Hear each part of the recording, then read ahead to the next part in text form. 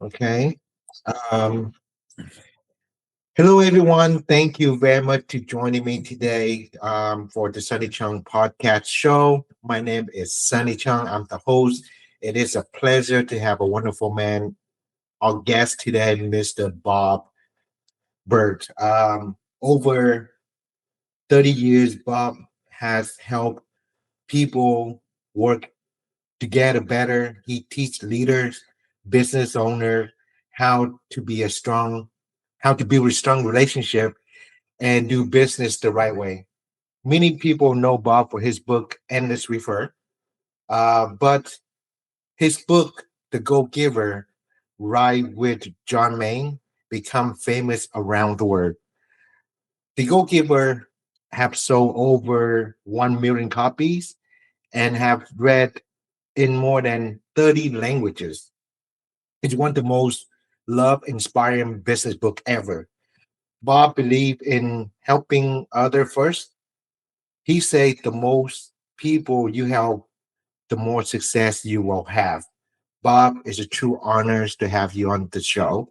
Um, Sonny. if I miss anything, please give a brief 30-second about you for the audience who listen to this podcast. No, that was wonderful. Great research. And thank you. It's an honor to be with you.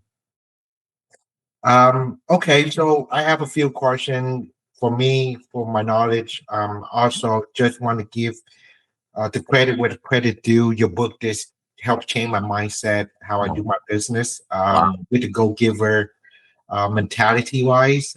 In real estate, where we tend to provide service to help other, but the truth behind this is something different of human connection, how to give value first. So you often talk about entrepreneur spirit, but what about people who aren't entrepreneur? Mm. Does the message of the go giver still apply to them? Oh, sure, because we always have a customer that we're serving. As an entrepreneur, of course, your customer is the end user, right? And you need to find a way to communicate value to them that makes it worthwhile for them to exchange their time, their money, their commitment, what have you, in exchange for this value.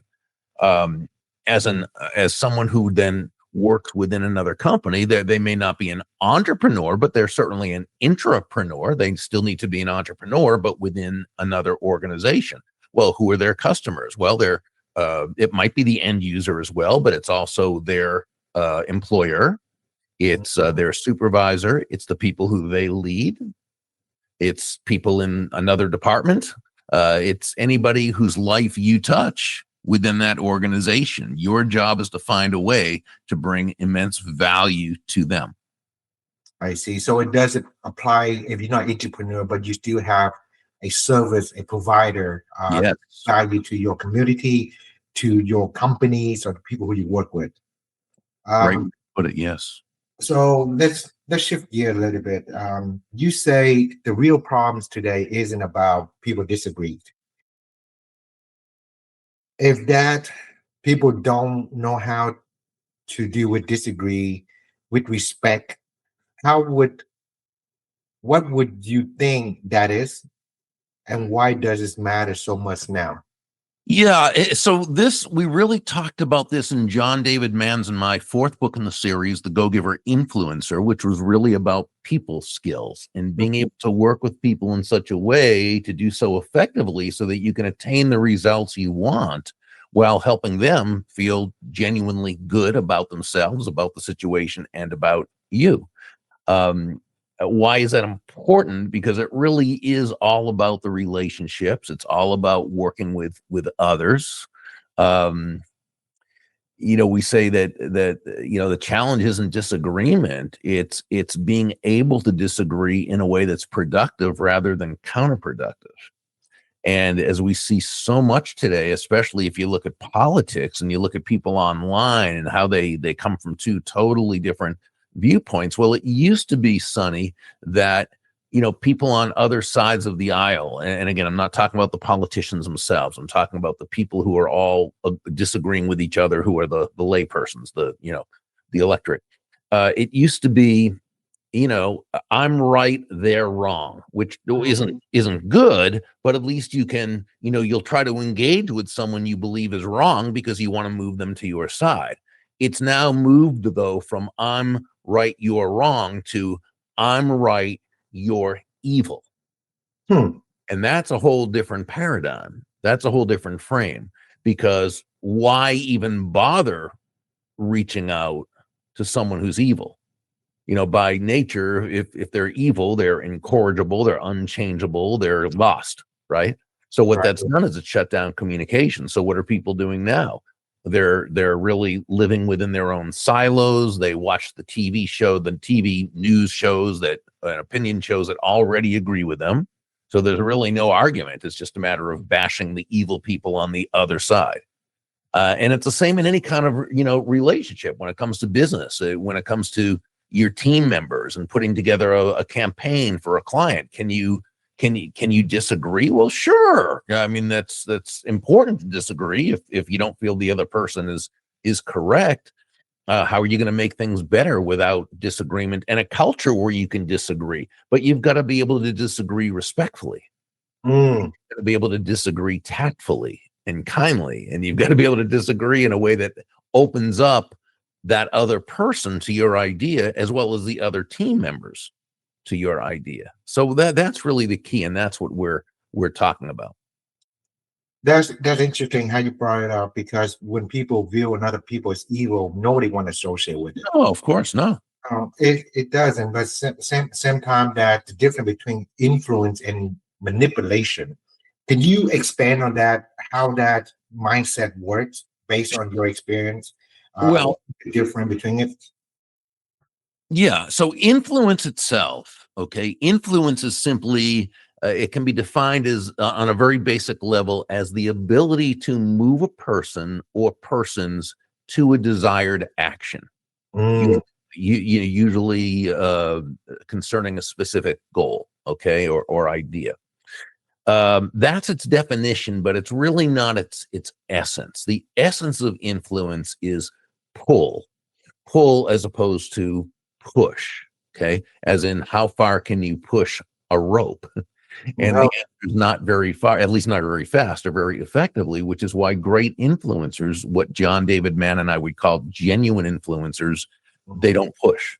They don't push themselves on others. They don't push their will on others. They don't push their ideas on others. They're not push-y, right? You never hear people say, wow, that Tom or that Mary, she is so influential. She has a lot of push with people. No, she's influential. She has a lot of pull with people.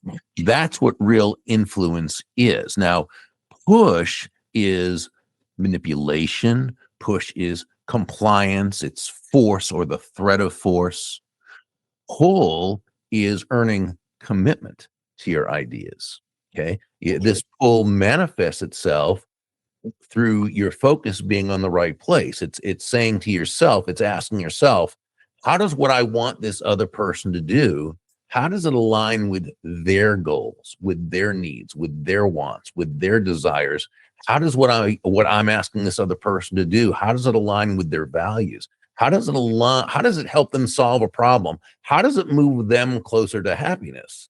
And when we ask ourselves these questions thoughtfully, intelligently, genuinely, authentically, not as a way to manipulate another human being into doing our will, but as a way of earning that person's commitment, now we've come a lot closer to earning it. Now, so what's the difference really in terms of between persuasion and manipulation? So if influence is the ability to move a person or persons to a desired goal, okay, you can do so through two basic ways.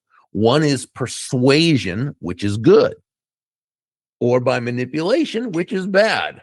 What's the difference? And I thought a beautiful explanation of this was found in the book The Art of Talking So That People Will Listen by Dr. Paul W. Sweats, though it was much more about listening than it was about talking, but that was the title. It was an excellent book. And in this book, Dr. Sweats explained it. I'm slightly paraphrasing here, but what he said was manipulation aims at control, not cooperation. It does not consider the good of the other party. It results in a win-lose situation. In Right. direct contrast to the manipulator, the persuader always seeks to enhance the position of the other party. Mm, And so it really comes down to intent. I mean, I think in most cases, a manipulator, they might not mean to hurt another person, but if that's what it takes for them to get their way, they'll do it. In other words, it's totally, they're focused on themselves. With a persuader, that can never happen, because for a persuader, or what we would call a genuine influencer, to feel good about themselves, they've got to know that not only did the other person also win, but that other person feels good about the situation, feels good about themselves. So persuasion is a positive, manipulation is a negative. They're each a form of influence, but it's which one we choose to do. And we suggest to utilize persuasion, mm. right?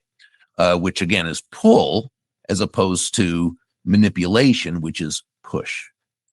I like how you framed this. Is kind of give me a different way of perspective about persuasion and manipulation. Thank you. Now it's very refreshing. Um, when you talk about this and you have a framework on this, and based on your book, and you discuss how to serve people, and also about the manipulation of it. What what I'm trying to get at, what is the a quick overview of the five law in your book? And can you elaborate on this in your best that you Sure. can? Yeah. Well, the first one, principle number one, is to master your emotions.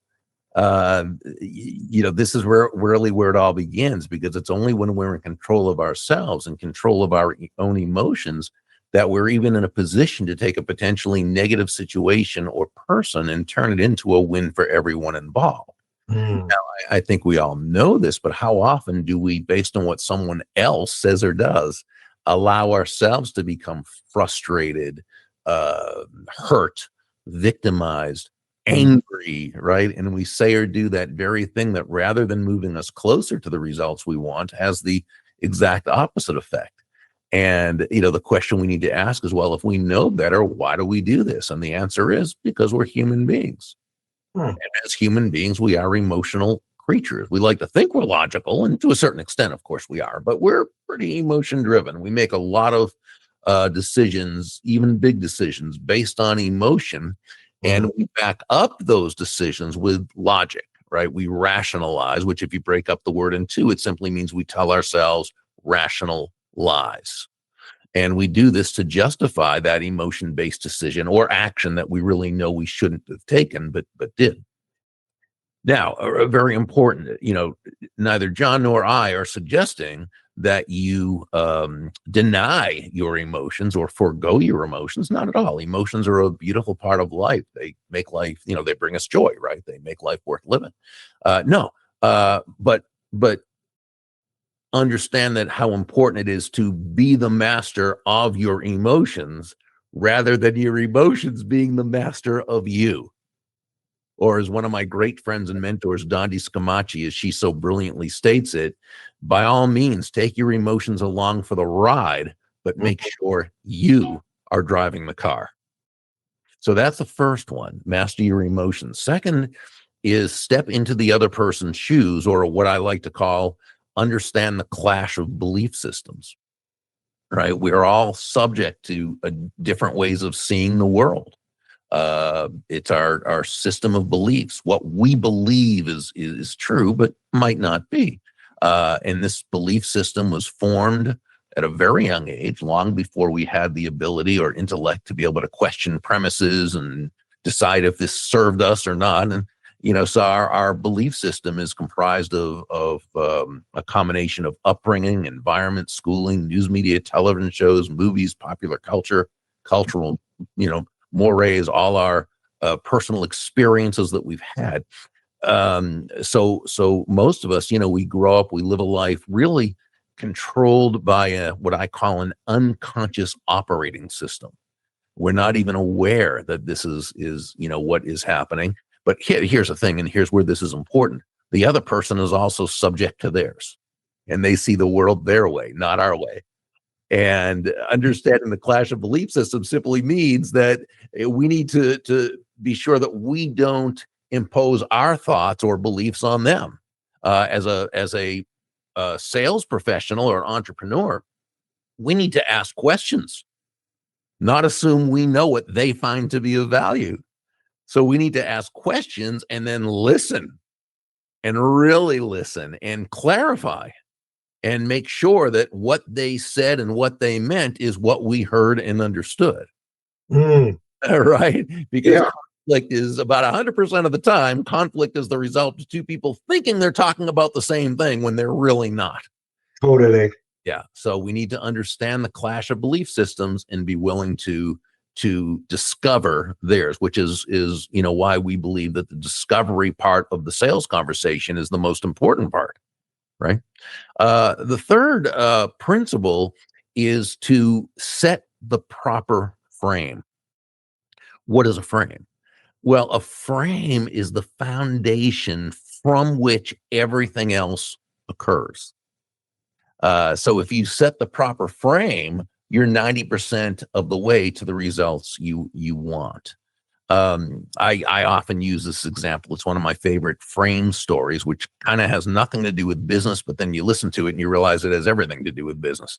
I was at a Dunkin' Donuts store, and there was this little toddler, probably 2.5, 3 years old. He's running around the restaurant having a good time. When his parents call him over to the table, he starts running over to his parents when he suddenly slips. He falls. He takes a spill on the floor. He didn't hurt himself. You could tell, but you could also tell he was confused. This was not within his realm of experience.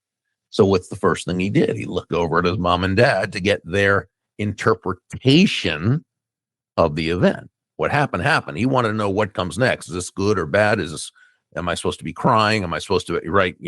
Well, so I'm watching this, and you can tell that had the parents reacted and got upset and panicky and, oh no, my poor baby, he'd have started crying. But Sonny, they handled it so beautifully. They walked over, quickly, of course, but very calmly, right? Very serenely. They had smiles on their face.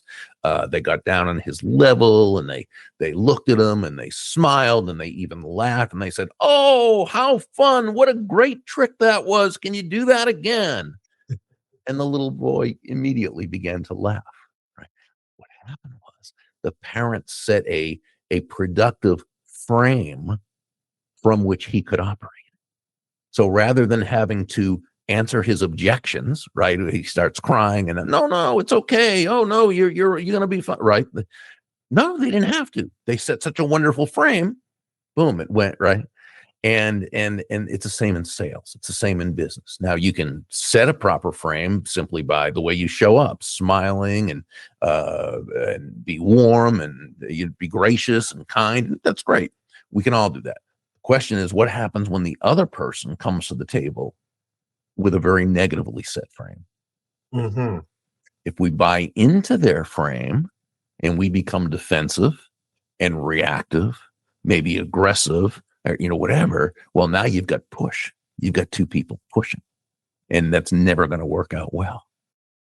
So what we've got to do is we've got to be able to reset that frame in a way that's very productive. It might be this person looks like they, for whatever reason, they seem to be, you're about to have a sales conversation. They seem to be angry or, what have you, and or defensive, and you don't really know why it is, but they say to you, you're the fourth person I've talked to about this, and everybody before you's been so pushy and rude and telling me that I have to do this and have to do that. Well, I just want to let you know, I'm not going to be pressured into anything. I'm going to make my own decision. Well, they're obviously in a adversarial frame, right?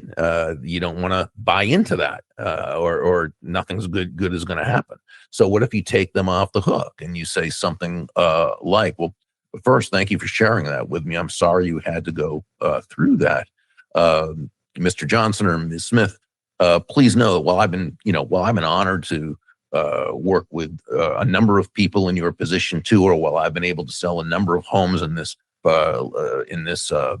community, whether or not I'm the right fit for you, we simply can't know without exploring deeper and really discovering your needs, your wants, what you are looking to accomplish. So please know this conversation is for both of us to determine that. And if it turns out we're a good fit, fantastic. I'll be delighted to help you. But if not, that's also okay.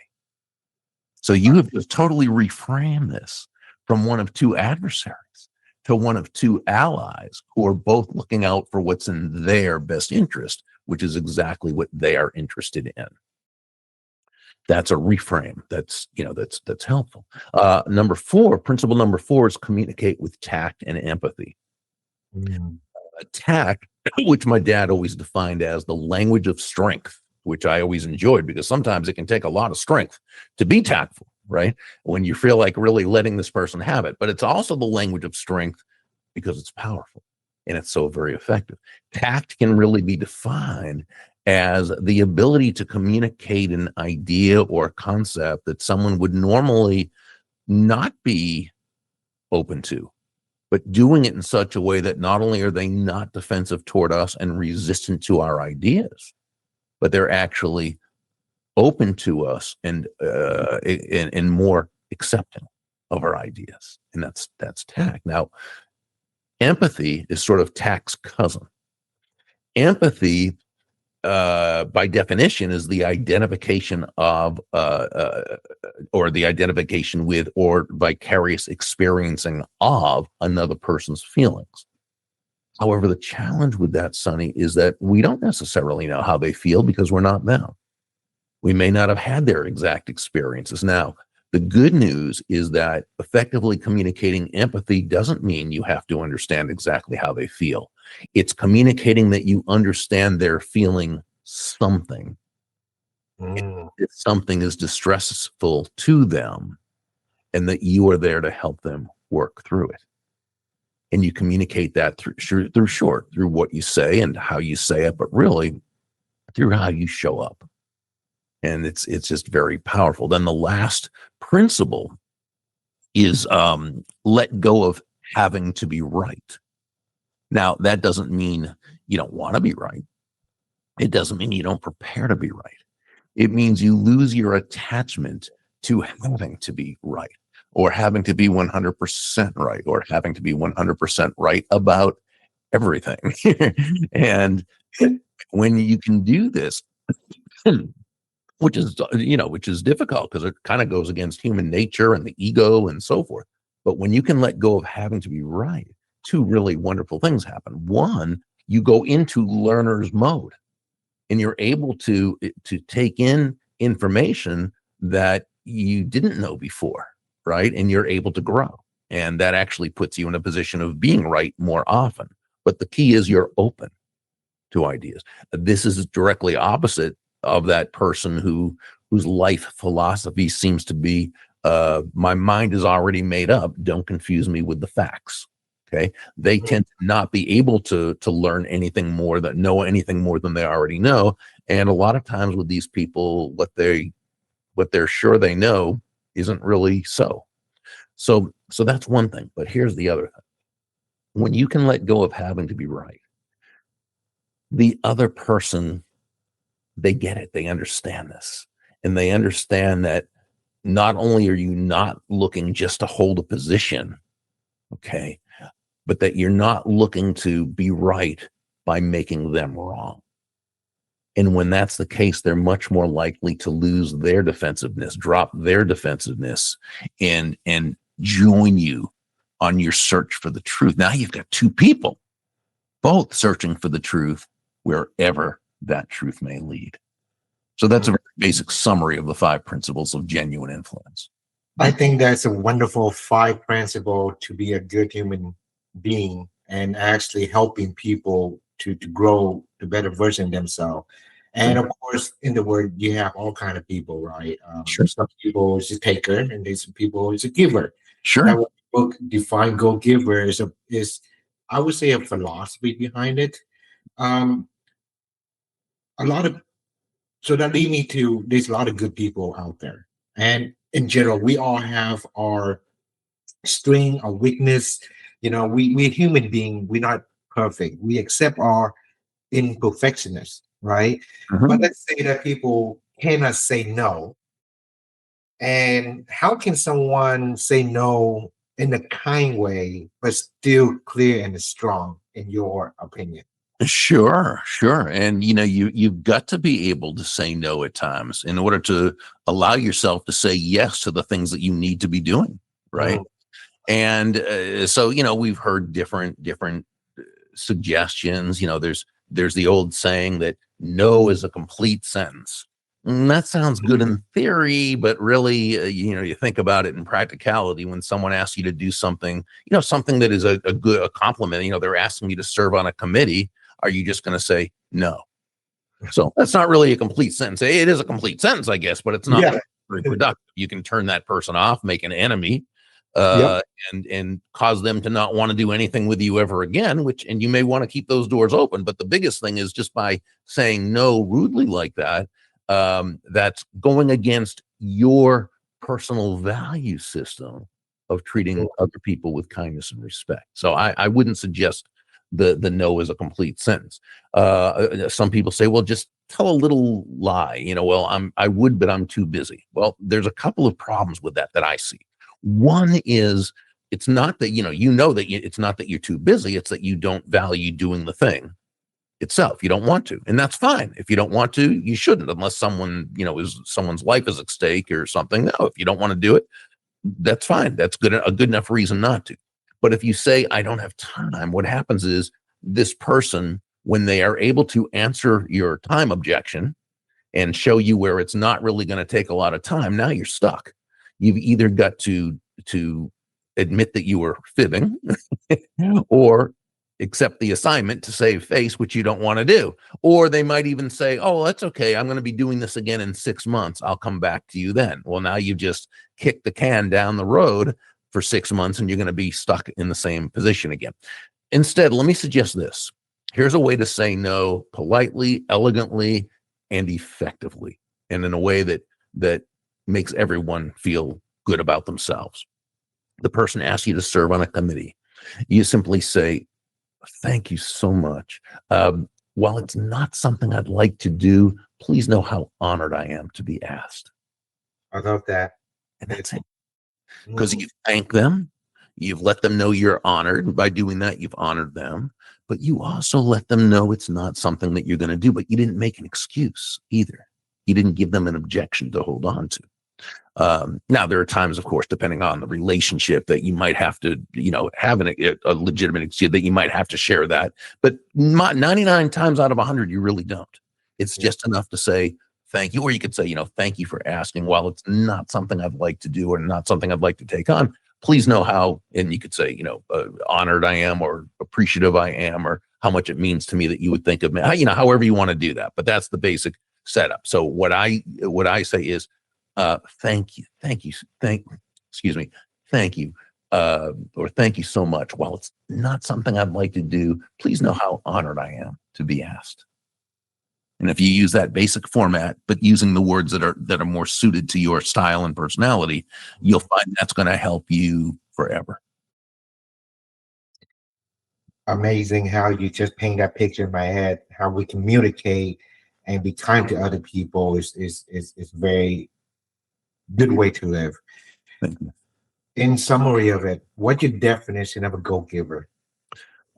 It is someone who understands that shifting your focus, and this is really, I think, where it all begins, shifting your focus from getting to giving. And when we say giving in this context, Sonny, we simply mean constantly and consistently providing immense value to others.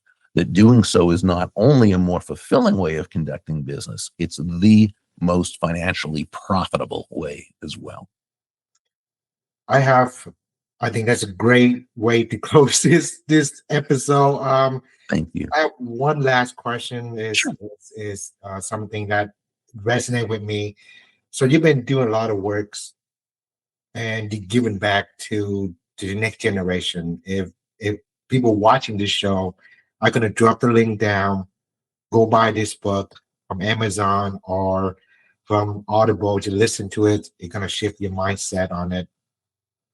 Let's pretend today is your last day on this, and your book or your knowledge actually go with you, right? There's nothing about Bob anymore in this planet. What three things you would like to leave behind for the next generation or people currently? What advice would you give them that you leave back for them to understand how to be a good human being? Well, I mean, I think it's important for people to know that really, when it comes right down to it, relationships are everything. That is first and foremost.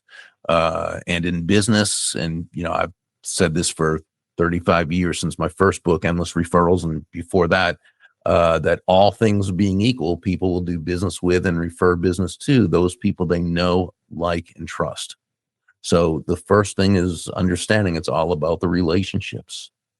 The second, and especially in today's day of AI, right? Yeah. More than ever, it's about the relationships. The second thing I just say is find ways to give value to others. Find ways to make yourself valuable in the marketplace. As human beings, we all have intrinsic value. We also have to recognize that we also have market value. Those strengths, traits, talents, and characteristics that allow us to bring value or give value to the marketplace in such a way that we will be financially compensated for it. And I guess the third thing I'd say is, I guess it's kind of the same as the second one. It's being able to communicate value. I would say learn people skills. Yeah, make a study of people skills. When I say people skills, I also mean / human nature. Yeah. Because it's who we're dealing with, right? And so by understanding that, and again, not everyone's alike. We're all different. We're all individuals, but there are certain aspects of human nature that are basically the same, right? And when we know those and we understand those, we can spot patterns. And it puts us in a position that we're able to be a lot more effective. Great information. No, everything you say, I have to re-listen to this. Is amazing to share your wisdom with our guest today, Bob. You share a lot of wisdom and how to be. It's very refreshing in a ways that you're telling your story, and I appreciate your time that be on this show, and it's a pleasure. One last question, okay? What's your legacy moving forward? What would you like to do, Bob? I think if I can, I think the legacy is really to be an encourager and to, help people communicate in a way that's much more effective for everybody involved. I think that would be my legacy. You're a great man. I love it. So are you. I can tell you're a giver. You live by it. You do your best on it. You have a lot of wisdom that most of us do. It's amazing to have this conversation. And thank you so much for being on the podcast and share your wisdom with us. It's really a privilege. And again, if anybody listen to this, and there's a link below, check out Bob's book on it and follow him he's everywhere online. So again, Bob, thank you very much for your time, sir. Thank you, Sonny. I appreciate you greatly. Thank you.